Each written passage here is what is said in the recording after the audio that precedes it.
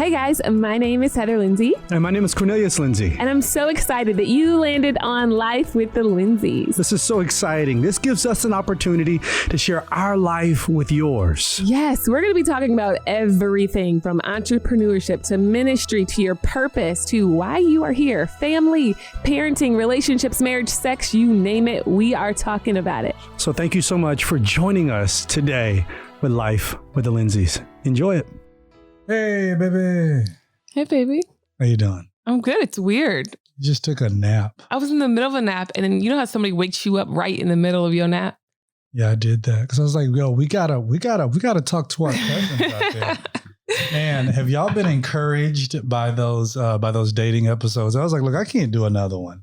I don't think I have the nerves for another one. I think it helps people's blood pressure to maybe calm down for a minute. Everybody's.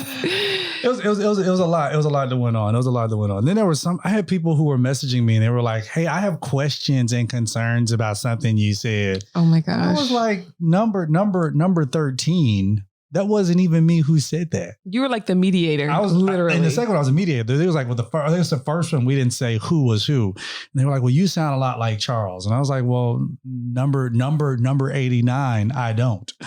Then they were like, well, we thought you said something that Zach said. That number 113, you're wrong. But. So we'll come back. Nevertheless. To dating more. Yeah. I think the next time we should talk about marriage. Yes, we should talk about marriage, and that should be really fun.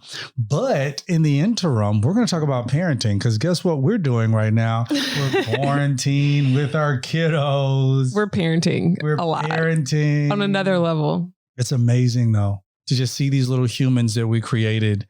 It is absolutely crazy. I want to start this off, baby, with a question for you. Sure. Like we grew up completely different, night and day. So. Tell our cousins about your upbringing and how that has become your model to how you see parenting.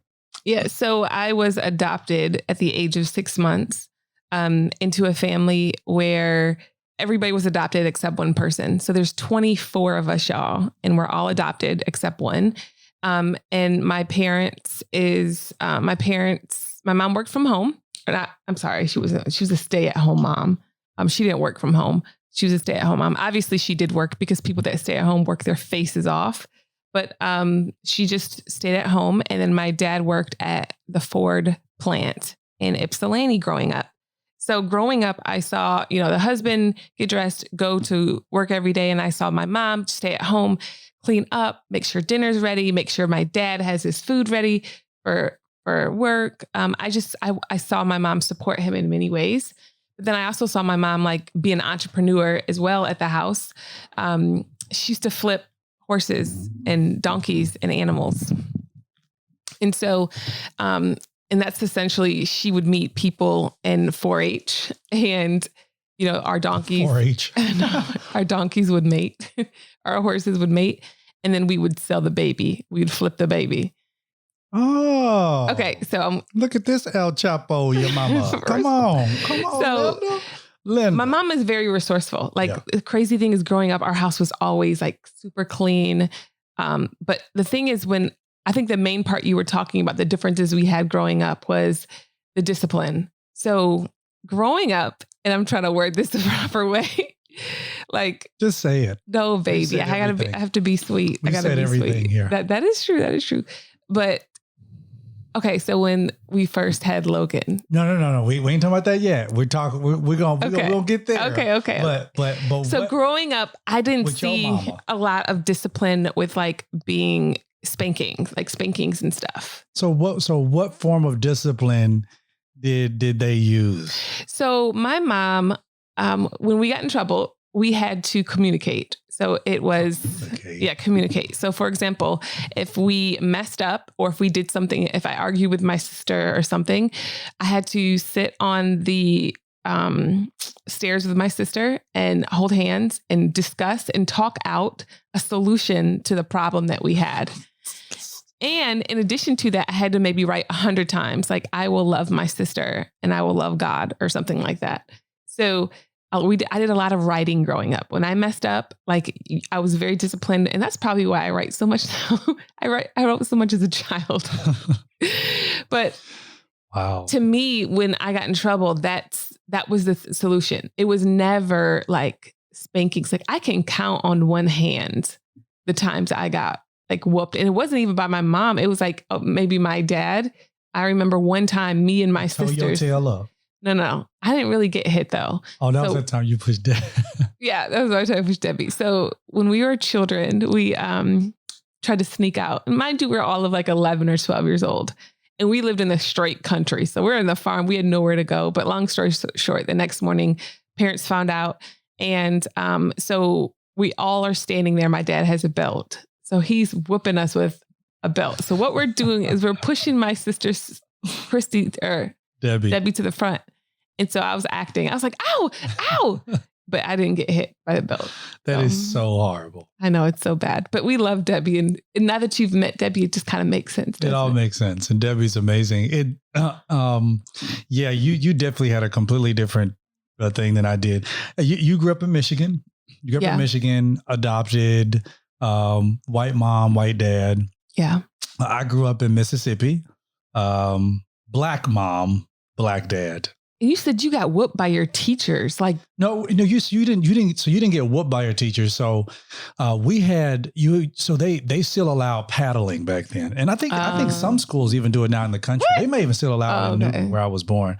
But yeah, you got paddled. So that means like if you got in trouble, let's say you kept talking or something, then it wasn't like go sit in the corner and write your name. It was like go to the bathroom and wait. Yeah. And you went to the bathroom and you got 3 licks. Dang. Now I only got paddled once, and after that, my mom put me on the no paddle on the no paddling list because most of the teachers, like 98% of the teachers were white, and my mom. I mean, I grew up in a little small town in Mississippi, so my mom was like, "Nah, I ain't gonna have these people up here beating on you because that's probably what they want to do." But nevertheless, we did have paddling in school. I grew up in a very small town, so in that type of environment, if like when I got an F on a test, news travel fast. And you don't know anything about getting whooped by the community. No, never. Oh girl, I got my butt whooped one time. I was in IGA, this grocery store.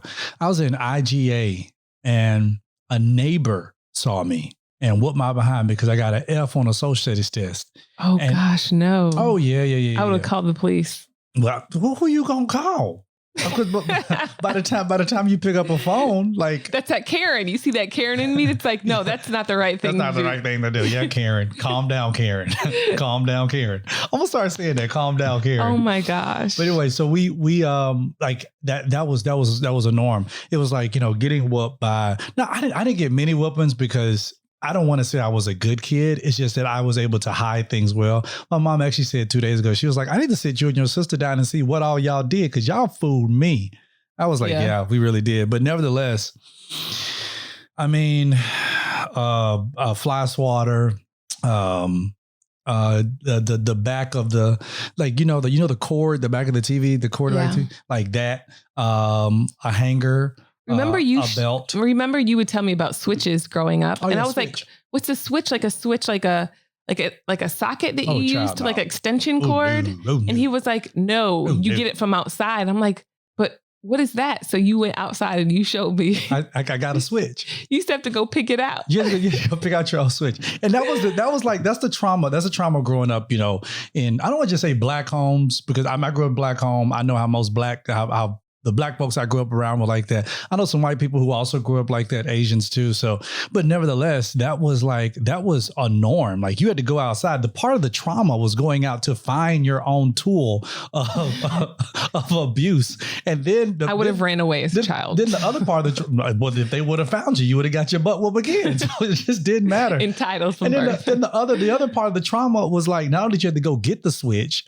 but you had to make sure you got the right switch. Because if you got the wrong switch, you got whooped with the switch you brought, and then you had to go get another switch. You had to get the right switch. And then if you still didn't get it right, they got the belt. That sounds abusive. I mean, you can call it what you want to call it. At the end of the day, spare the rod, spoil the child. Now, that right there is a big misconception. So make sure I am not advocating in this sense abuse. And I think that's why we're talking about this piece of parenting. But we got married. We talked about it briefly, but it was still different because I'm a firm believer in pop-pops. I will pop your butt all the way from the rooty to the tootie. I believe in pop-pops. But I'm also a firm believer. I don't believe in switches. Like, I don't make my kids go get a switch. My kids, if I tell my kids to get a switch now, they go turn the lights on and off. Yeah. Spoon. I've never used a belt. Now, I do use a spoon. I use it. Now, I'll get Mr. Spoon in a heartbeat. The reason why I don't want to use my hand is because I don't want to hit with the same hand that I love with. And I don't want to confuse my kids, but I'll get that spoon in a heartbeat. See, it's really hard for me to, use a spoon on the kids. I remember because to me, I can't hit them. Like, I can't hurt them in that way because growing up, I didn't see it, obviously. Right. And obviously we're taking the model from what we've had growing up. And I felt like I turned out great. Right, baby? Praise the Lord. Oh, well, really? Is that what we do? What I'm saying when I say praise the Lord is a sense of yes. Okay. So, but also a sense of, But then I also feel like there's times where I don't feel like the kids might respect my no, we're not going to do that versus yours. I feel like definitely respect my no.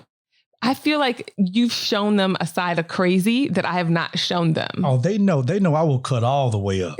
Like you, I just, like, I'm getting frazzled thinking about it. I could tell. Like, to be in the middle of a store and to have my kid like go crazy, like they automatically know. Our kids would never do that. They would never do that. Or even I'm from the South. I believe in yes, ma'am, no, ma'am, yes, sir, no, sir. Like that's blanket foundational level. You will say yes, sir, and no, sir to me. That is a sign of respect. I am your elder. I am your father. You will respect me. That is what it is. I even say yes, sir, no, sir, yes, ma'am, and no, ma'am to older adults. Yeah, you do now. Yeah. And that's just something I learned. Me. Like, I'm your elder. I didn't say no. So yes, I like breastfed you. Yeah, I'm just kidding. you let me shut up. All right, but nonetheless, like, it's just a certain side of crazy that they had to see. Not to say that what I have been doing necessarily is the right thing. And I think this whole point of this is to be able to have this conversation on parenting, to talk about that place of correction. I want to be able to talk about that when we come back. We're all trying some new stuff for the spring. We are. And it's so amazing because I've been using Harry's for years. I absolutely love them. Now they have a brand that is for women called Flamingo. And Flamingo makes body care products starting with the hair. It all started with a collective of women at Harry's who saw the need for better body hair removal products for women. And I'm glad I got it for you, babe. Yes, thank you, babe. So what I love about it is that it's this head to toe wax kit, because guess what? All my waxing salons are closed right now. So I love that I am able to do my own waxes at home. Amen. And I get to see, like, it's so amazing to see, like, I can do it myself. So I'm using this moving forward. I'm going to be saving lots of money. I love the soothing feeling of the calming serum afterward and the easy instructions. It's low cost and do it yourself at home. Now you can try Flamingo head to toe wax kit today at shopflamingo.com/LWTL. Now you get 20 face strips, you guys, 24 wax strips, post-wax cloths, and calming aloe vera serum for just $19. And guess what, guys? It ships free. CY Refinery 29 calls it the only at-home wax strips that they have not hated. Get yours today for just $19 plus free shipping at shopflamingo.com/LWTL. Get it today. So something I realized, babe, was that in this part of parenting, like one part that really, really started to get me is that, okay, looking at my past of looking at our past of how we were both parented, how we were both disciplined, I've had to learn, and I'm still learning how to make sure that I connect before I correct. Yeah. And I think for many of us, we were corrected before we were ever connected, the brain does not work in the sense of I need to be correct, that I need to correct, or that you correct me first. The brain works in the sense of connectivity, like connect with me first and then correct me. And I get that from my relationship with God. I firmly believe that how you are introduced to God is how you will share him with others. And unfortunately, I had this view of God as though he was this mad tyrant father, angry, who just hated me, and that because of my sin, I'm damned and I'm never enough to go to heaven, and he doesn't really want anything to do with me, and he doesn't want me. So because of that, I took that into my sensibility of parenting, where I would seek to correct. And even as a pastor, I sought to correct before I ever connected with you. And that connectivity is so important, to be able to connect with our kids, be able to connect with people before we ever seek to try to correct them. That's good, babe. I feel like I'm constantly talking to the kids about how are you feeling? And I feel like I'm more in tune with that side. Now, I believe that you have made it so I can be more nurturing. I know there's some people that are listening that feel like they're in survival mode. They might be single parents, right? And that's tough. And they have to be both the nurturer and the person that disciplines. I don't have to give them pops. I remember one time, I think you were out of town somewhere, and the kids were all just turning up, because I feel like they turn up on another level when you are out of town. Of course. Of course. Because when daddy's gone, it's a wrap. So when the police aren't around our speed, don't tell anybody I said that. What? You gotta be careful, honey. What? I am. Trust me, I'm careful. That's why I ain't got caught. Oh gosh. Okay. So, and so I remember I went and I was like, I'm getting the spoon. So I went and got the spoon, and the kids were just looking at me. And Taylor got a little scared because she saw you with the spoon. Mm-hmm. Roman was too small. And I heard Logan look over at Taylor's like, Mom's not going to use it. Oh, that dude's a savage. Right. He's like, he said, Taylor, kid. Mom's not going to use it. She's just using it to threaten us. That's my kid. That's so Logan, right? He's like, just do what she says. Yeah, that's Logan right like there. What? That's Logan. So one time I remember you were gone, you were at the gym or something. And I remember the kids were doing something, and I went and got the spoon, and I got real amped. I was like stirring my stuff up. Like it's about to go down. I'm about to use this, right? You got to stir yourself up to do it. Yeah, I did. I was amping myself. I got to stir myself down not to. So I got it, and I went up to the kids, and I was like, you will be respectful towards your mother.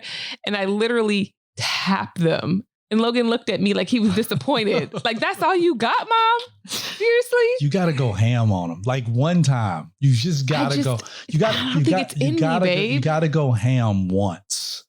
That's the reason why we use a spoon, because like for me, I want to make sure that I do not spare the rod, but I want people to understand something. The spoon itself is not discipline. Discipline is teaching.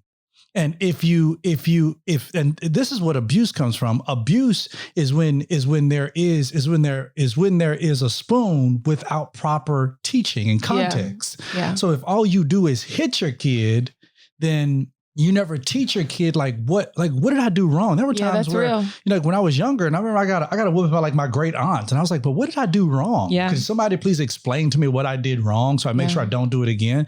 But then back where I'm from, it's like, Don't be asking me no question. You are a child. You stay in a child's place. You go outside and you play. But it was like, but what did I do wrong? How can I make sure I do that better? So abuse is when there is a hit without proper context, without instruction, without discipline. You do a really good job of instructing. And it helped me by watching you and saying, okay, and now I look at him and I say, I'll tell him, Daddy's going to get the spoon. You already know what the spoon means. The spoon means you get 3 Pop-Pops, right? Yes. Why are you getting Pop-Pops? Logan said, because I'm not listening. Why are you not listening to me? I don't know. You do know. Stop saying you don't know because you know. Just be honest with me. Do you not care that I'm saying something? And we'll have this dialogue. Yeah. But then I have to make sure that even in that calm moment that I follow through with what I said. Because if I don't follow through with it, I'm teaching these little jokers. Oh, gosh. That it's going to be okay. And that, Daddy won't do it next time. So I have to follow through. You got to follow through. The parent, if you going to get the spoon, you need to follow through with it. Don't be talking about, I'm going to get the spoon and you grab the spoon and you don't follow through. Tear them tails up, but then teach them. You got to teach them. See, I'm more focused on the teaching part. And that's great. But then I feel like they open up to me, and it could be the nurturing side of mommy. Because in general, all the time, I'm talking, how do you feel? Tell me what's going on. How was your day? What was the peak and pit of your day? Tell me the best part of your day. Yeah. But like yesterday, I pulled Logan aside because he was playing with his cousin and he said, I hate you. And I was like, whoa, that's real strong. Like, we don't talk like that in this house. Mm-hmm. So I pulled him aside and we came in. I'm like, okay, so what happened? And I feel like back in the day, it was like a child doesn't have a voice. Yeah. So it's like, I'm just going to beat you. You don't even know why I'm beating you. Yeah. Right. So I'm like, hey, Logan, tell me what happened. So he told me what happened. I said, wow. And I was like, well, did you really mean that? And he was like, no, I didn't mean that. He's like, because if I really hated her, then I wouldn't be playing with her. I played with her right after I said it. And so we had a good conversation and I explained to him about the Bible and how if we've done it to the least of them, we've done it to Jesus, and how it's so important that we, are loving people and being kind and loving and stuff. And I explained to him that there's consequences. Mm-hmm. I said, I'm going to grace you this time. But next time, if I ever hear you say that word hate, I'm going to ground you from Fortnite for a week. Yeah. And he just started to cry. And he's like, I really want to play it. And he's like, I heard That's someone. what happened. I walked in the house yesterday. That's what he was crying about. Yeah. I thought you tore his tail up. Oh no, that's the thing. I feel like you can with words. Well, with Logan. With Logan. Let's be honest with Logan, because that Roman character, our third kid. Oh gosh. Yeah, use some words with that one. Yeah, go up there, use some words with him. I still use them though. Okay, but all right. If you notice, I constantly declare over him, my mommy's sweet boy. You're loving. You're kind. You're sweet. Right. So just let me be close by. So what did he do? Oh, this morning, Cornelius told him that he couldn't nurse because he likes to nurse for like hours, right? To soothe for no reason. The dude is like 12. He needs to get off the breast. Like for real. I agree. This is getting out of hand. I agree. So he was very upset with you. So he took the phone. First, he stares at me right in my eye and looks at me and does not blink. Like he is at this point. It's a challenge. It is. So then he took the phone he had while he was looking at you and tossed it. Tossed it over the bed. Because he wanted you to know, like, I don't like what you said. Exactly. And so then you popped him. Sure did. And then he came over to me. Yeah, he did. He came over to you to get a hug. Yep. And I hugged him and I explained to him, I'm like, hey, you can't throw phones. Yeah. Now go down and pick up your phone. Yeah. And bring it back over here. Yeah. When I came downstairs and he was downstairs, he was like, I was sitting down in the chair and I was writing my devotional and he came up to me. He was like, Papa. And he got in my lap and I was like, Logan, I was like, Roman, do you understand that you can't throw stuff? And he looked up at me and he was like, no. And I was like, you know what I'm saying? Like now you're just being a butthole. Like, but even with that, like I see how you do that. And I feel like you do a really, really good job of just sitting there and just talking to them and just having that dialogue. And for me, because this is a learning curve for me, and where I grew up, it wasn't sitting down, let's talk about it. It was, all right, you did this wrong. You get your butt whooped and that was it. But for something like what he did yesterday, to say, I hate you, then that's like, okay, I'm not going to, you don't get pop-pops for that. Cause I'm like, this is a real learning lesson. Like, of course, now we're in that stage of curse words. And I want to be able to share what we talked about with our kids yesterday about them right after this. Babe, you are super healthy. I am. You eat really, really well. All your kale salads, all your green smoothies, but you still don't get all of your essential nutrients and minerals from all that stuff, which is why I'm glad that I've gotten you Ritual. I know. I love Ritual. It's almost like taking a mint every time I take my vitamin. I've been taking it for a couple months now and I love it. I feel like it fills in all the gaps in a woman's diet from D3 to omega-3. I also love that it's subscription based. So it's easy to start. I can just set up the subscription and it automatically come every single month. Better health doesn't happen overnight. And right now, Ritual is offering all of our listeners 10% off during your first 3 months. So cousins, you can get 10% off during your first 3 months. Fill in the gaps in your diet with Essential for Women, a small step that helps support a healthy foundation for your body. Visit ritual.com/LWL to start your Ritual today. That's a 10% off during your first 3 months at ritual.com/LWL. Cousins, get it today. 10% off during your first 3 months at ritual.com/LWL. So it was interesting because now, curse words are everywhere. And everywhere. as a pastor and you're a preacher, like, you have this thing where it's like you want to be able to shelter your kids from everything. Yeah. But here's the thing, that's not real world. And if they're not exposed to something, being able to expose them to things within sections of it. But if you just cut everything off from them, then once they finally find it and they can explore it in a very safe place, it's going to be dangerous. So yesterday we had a conversation. I was sitting out actually talking with Taylor, and I was like, do you know what curse words are? And she's like, yeah. I said, well, what are they? And then we started talking about what curse words were. And then she was like, I was like, so, as a child, like mommy and daddy, we don't want you using them. She was like, yes. She's like, I hear them, but I don't say them. I won't say them. I was like, do you understand why? But we had that dialogue. So now it gives us a very safe space for her to be able to express, this is what I know about curse words. But now this is what I know, what I want, what mommy and daddy expects from me. But now she has a very clear understanding of what they are. Most times when it comes to parenting in a lot of different households, you don't have an opportunity to have those conversations.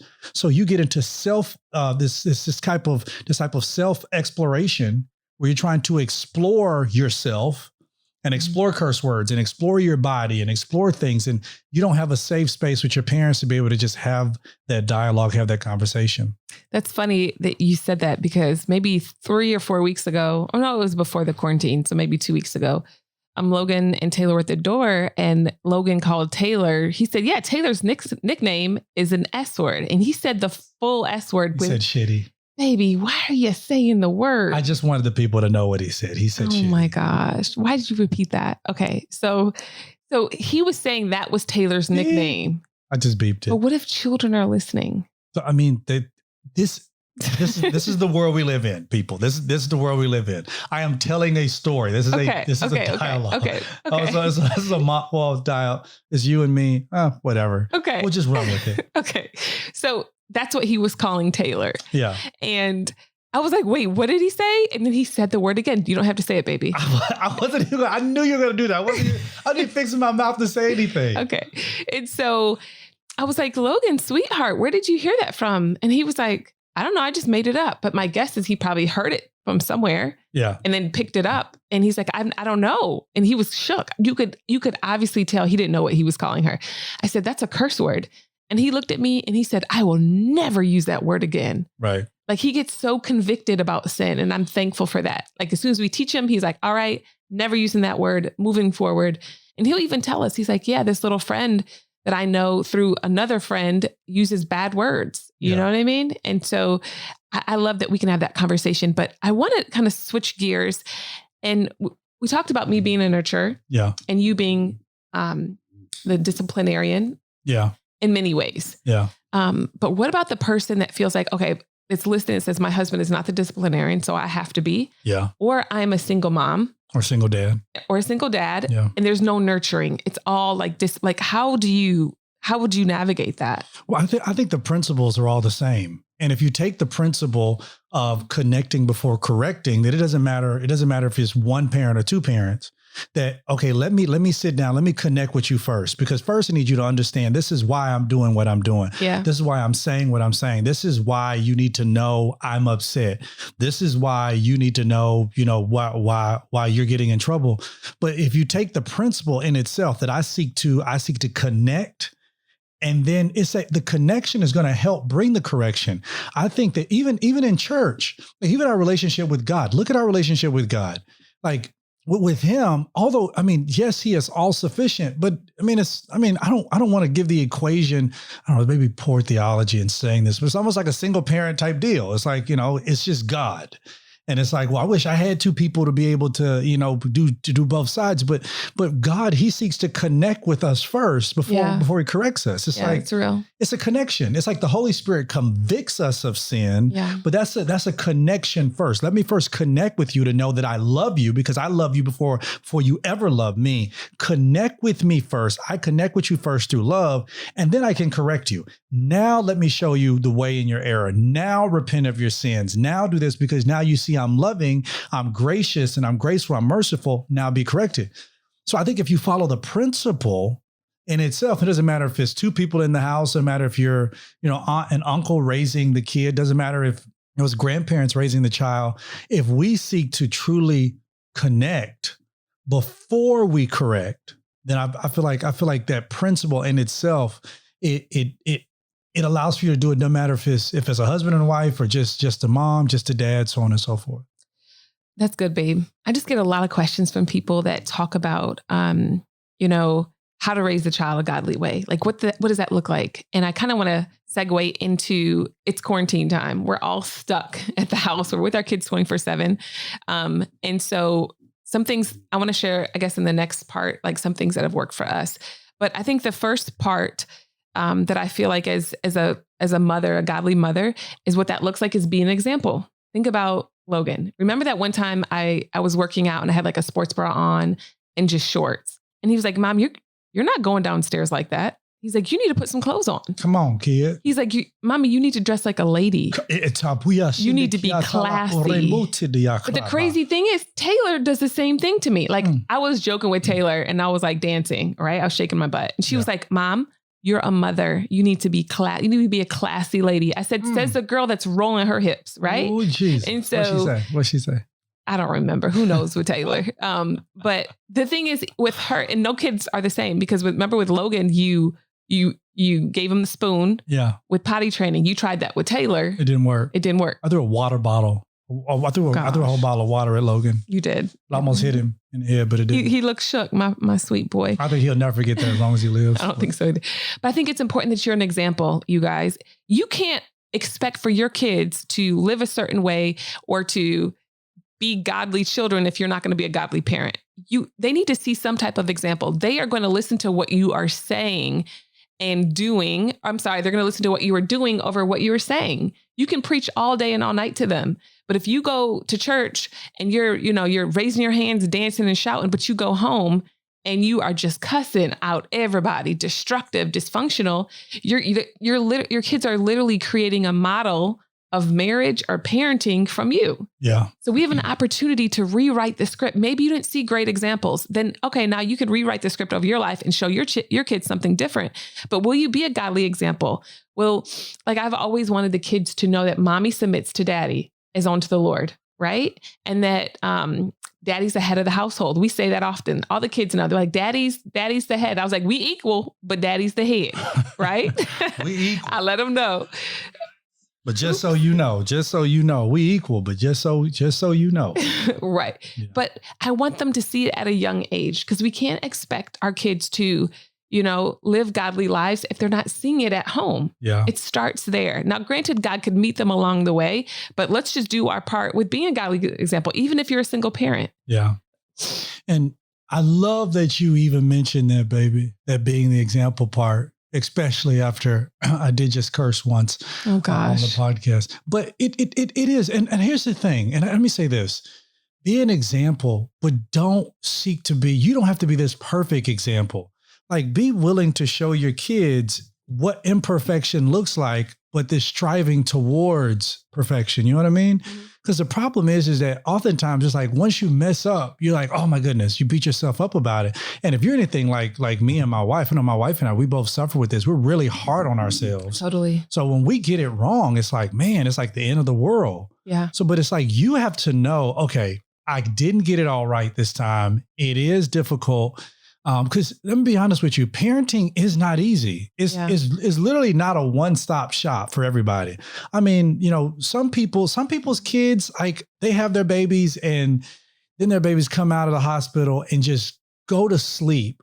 Oh gosh. Just every night. How? And like, we talk to parents and they're like, yeah, my child's been sleeping in their crib and in their bed since they came up from the hospital. How sway? Because ain't nan one of our kids did that. The first two were colicky from what? Logan screamed from 7 p.m. to 3 a.m. or 1 a.m. Well, he didn't scream as much as Taylor did. No. Logan screamed during my shift. You were asleep during my shift, because my shift ended at what, 3 a.m. I think? No, 12. No, my shift didn't end at 12. My shift started at 7 p.m. My shift ended at like 3 a.m. I don't remember that, baby. Yeah. That's a long time. And we each had 4 hours. No. No. Baby, we had 4 hours to eat. It may have been 1 a.m. then, because that's 7 a.m. I mean, 7 p.m. Maybe it was late. But anyway, he screamed during mine. Remember, I used to wake you up at one time you woke up and you're like, babe, where's Logan? And I was like, he's in his room. And you were like, what? He was hollering his face off. And he was screaming. He's like, how long has he been screaming? I was like, I don't know. I couldn't do it. I couldn't do anything else with it. I just put him in his room, closed the door and lock. But I didn't lock it, but yeah. But it's really not a one-stop shop because some of these kids running around here like Chucky. You ever seen the movie Chucky? Oh, God. My mom always says you can win a child over by loving them. Child, look, let me tell you something about these little spawns. I'm gonna tell you. Oh my gosh! What? Don't declare that over our babies. I have met. Some things come through prayer and fasting. Yeah, and a good. Are you talking about other people's kids? Yes. Okay. Yeah. But you'll whoop somebody else's kid in a second. And if my thing is, if your child comes inside of my house, oh gosh, and then they start disrespecting me, oh, he's whooped other people's kids. Just so you know, if you come over, your kids probably got whooped. Yeah, I believe in village living. That's how I grew up. It's a community. That's true. And here's the thing: I will never disrespect the parents. The parents always know. Yeah, the parents are always here. And I'm like Bernie Mac. I will look you in your face and say, I'll whoop your kid. And you will say, why? Because he gonna back talk me. Don't back talk me. Yeah. I told you no. I meant no. Don't smack your lips. Unsmack your lips, you know?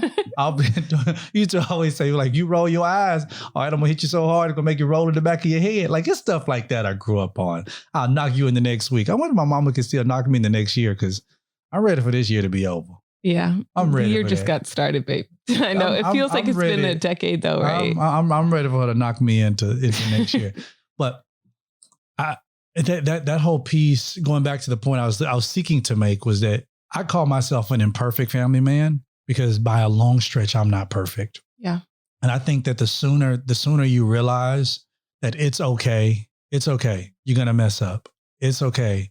Like some days we want to be super parents. Like I look at my wife, you are an amazing mom. Aw, an amazing mom. Like you really go out of your way to make sure these kids are happy. You do 1,000 more % than what I would ever do to them to make sure they're happy. Like they want a swing set. If they would have asked me, you would know what they would have been doing? They would have been using their imagination. Oh my gosh. Legit. But like even times where it's like, you want them to do science projects and you want them to like stimulate their brain and you buy them these books and all that kind of stuff, which is amazing. But I'm just like, babe, don't stress yourself out. Like we went through school and we still turned out, you turned out amazing. You turned out amazing. I mean, I turned out a little ratchet. So, and I did well in school. So you just never know. But I think even my parenting has been impacted by me being adopted. Yeah. It's like although I grew up in an amazing home, right? And I was so loved. I still struggled with rejection and abandonment.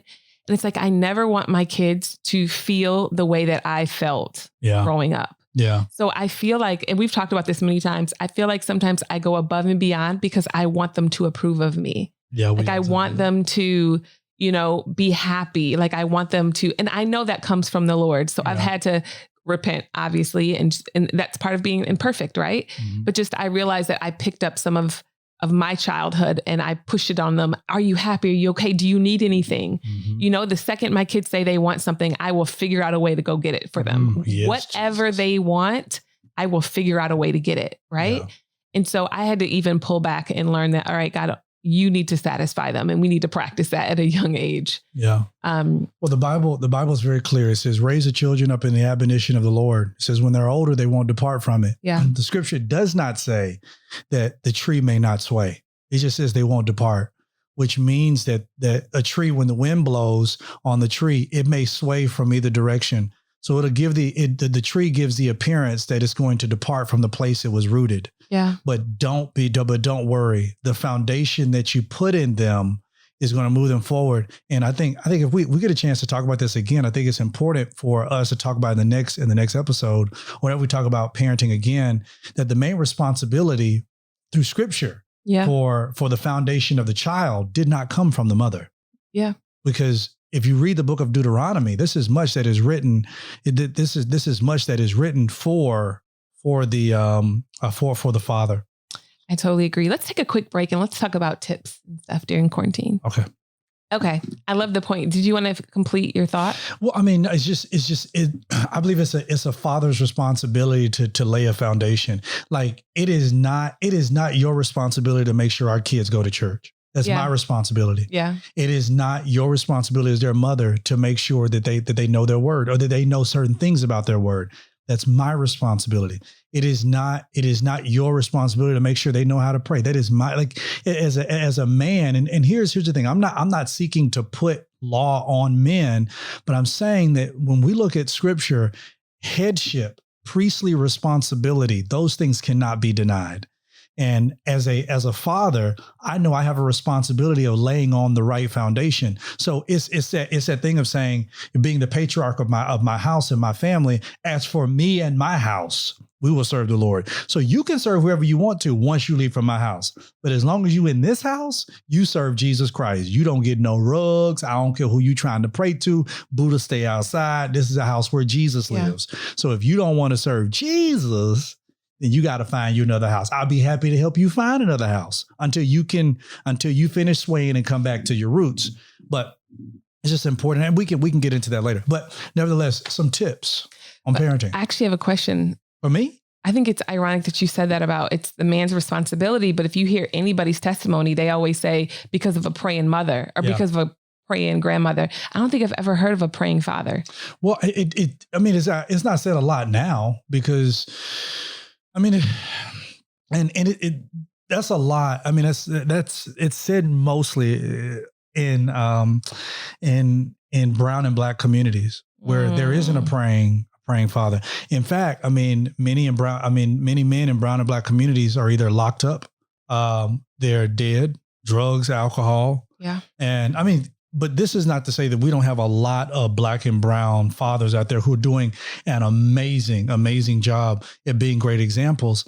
But a lot of times the way in which we father is not oftentimes seen as much as you are as a mother. So fathers, we usually don't stand up and get the applause for the foundation. Nobody shows up at a house and says, "That's a nice foundation." Look at that house. That's a nice foundation. I'm so glad the foundation. Look at the nice foundation. People walk into a house and they buy a house based upon how it looks. Yeah. And moms usually come in to really help the child on how they look. Like these are things you need to know. But a father comes in and says, "Get that foundation right." No, that ain't how we talk. We don't talk like that. Yes, sir. No, sir. I'm going to teach you some respect. Nope. That's integrity. Did you say you was going to play with them? Well, go play with them because your word is one of your most valuable assets. You'll never get your time back, son. Don't waste it over there with them. No, daughter, you don't talk like that. Nope. That's foundational stuff. Yeah. I give them foundational stuff. When they stand up and talk, they don't stand up and say, "I want to thank my dad for laying a strong foundation." They're like, "I want to thank my mom because she was there." Because think about it, even we're in the house right now, we're standing on top of the foundation. Mm-hmm. But when we were to leave the house, we don't talk about the foundation. We talk about the paint on the walls. Oh yeah. The we decoration. Talk about the pictures and decorations because that's what we see the most of. Yeah. There's like, well, I want to thank my mama because my mama was always there. Daddy was there too. He just laid a foundation. But after the foundation is laid, we can add on to it. But it's like at this point, mama, you're right. Mama's there. Yeah. But daddy been here the whole time. I am confident that especially Taylor will be first to shout you out. If they don't shout me out, I'm gonna be that daddy. Oh gosh. You will be. I'm gonna grab the microphone and be like, "Oh, I wasn't there. Well, I wipe your butt. I wiped every last one of your nasty behinds. And you peed on me, pooped on me. You are so present and active. It's unreal. I'm thankful. You're the bomb husband. What kind of tip you got for them before we let these people go? It's quarantine time, right? So I feel like the reality hit all of us that we're homeschooling our kids. And a lot of people are like, "Whoa, what the heck is going on?" Child, I barely got out of some classes. But you know what? To me, it's been so beautiful, baby. Praise the Lord. It's like I've been able to teach Taylor and spend time with her and spend time with Logan that I wouldn't necessarily have before. So I want to encourage anybody that's at home with small children or older kids, like enjoy that time. Think about it. Typically they're in school. We just have to look on the bright side of it. It's not going to be always, right? Count it all joy, dear brother. Exactly. When you encounter various trials and tribulations. Exactly. So something that I've been doing because the kids see me all day, obviously, so they feel like they have access to me all day. So I try to give them activities or things to do, like, hey, why don't you clean up your room? Go clean up the playroom, go play outside. I bought a jumpy house from Amazon. And I've been working really hard on our backyard to make sure they have a whole experience out there. But just find things that you guys can do that are fun. And it can be stuff that's free. Don't feel like you have to spend a bunch of money. It could be going on Pinterest. And something I do is I save like old toilet paper rolls so they can draw and they can do like sensory activities with them. So it's just, you can be creative, use rocks from outside, go for a walk and get, obviously stay 6 feet from people, but go on a nature walk and take the different things that you found along the way, take them back to the house and you can paint on them or, tape them on something or just be creative. Yeah. Use this time to develop new family memories together. Because think about it, we're not going to have this time always. And I feel like we're going to miss the quarantine time. Ooh. Everybody's complaining because they're sick of it. But we all get an opportunity to slow down and just look at each other. I feel like, babe, our marriage is better now than ever. I mean, got no other choice but to be. We here at the house. But everybody might not say that, right? That's true. You know what I mean? That's true. But thankfully in our marriage, we got to the point where we started encountering tough things. We started answering tough questions earlier. We did. So now when we're here alone, it's like, okay, well, we got the tough stuff out of the way. Yeah. Now it's like, okay, now it's the small things like, dang, you still here? Like, why are you bothering me now? But it's like, it's little stuff like. You don't bother me, baby. Oh, I don't bother you? Not really. See, you the closest thing to Jesus I've ever encountered for in my life. You are. I just love you. You're a different type of real. You a different type of real. I do, babe. You're a different type of real. No, but here's the thing. I love you too. I love you do. I know you do. I love you with every single piece and part of me. But sometimes I'd be like, good gracious alive, you get on my nerves. And the only time that I'm like, I need a break from him is when I realize you're turning up and you need a break. Hold up. I don't turn up though. I'm out of everybody in this house. I'm probably the most calm one out of everybody in this house. Baby, are you about to lie to the people? I am the most calm. I basically don't say anything. You're turning up now. Like right now. I have the calmest personality. Everybody else in this house is super opinionated. I basically keep all my opinions to myself. Baby. What? That's not true. That's the truth. Remember you said something to me the other day. You were like, somebody said they were intimidated by you. He was like, isn't that crazy? I'm not intimidating. I'm like, yes, you are. Yeah. I don't get that. People are like, yeah, I was scared of you because I was intimidated. Like, what was you intimidated for? You can be a little the nicest guy. You're so nice and you're so sweet. I am the nicest guy. I'll give you the shirt off my back. But I feel your presence coming down the stairs. That's the Holy Ghost. Like you have a strong presence about you. Holy Spirit. You do. And when Papa Bear's mad, the whole house feels. Yeah, but when I get mad, it's over. It's just cancel the whole day. But you know what? Remember when you used to get mad? You don't get mad much anymore, but you would clean the whole house. Yeah. Remember when we didn't have kids? Yeah, you don't clean the house much anymore. I guess you're happy. No, we have more house. That's true. We have more house. So I just be like, well, I ain't gonna get that today. Yeah. I'm gonna go on and do something else. I go get on the Peloton or something. Go work out at the mirror or something. That's funny. But no. Y'all have been amazing. Yes. We gotta go. I know we do. I haven't eaten all day. Oh, okay. I want you to eat. Yeah, I haven't. All right. Well, thank you guys. Make sure you guys subscribe. Tell your friends. And thank you guys for tuning in with us for another episode of Life with the Lindseys. Stay home, stay healthy, and stay encouraged. God bless y'all. Bye.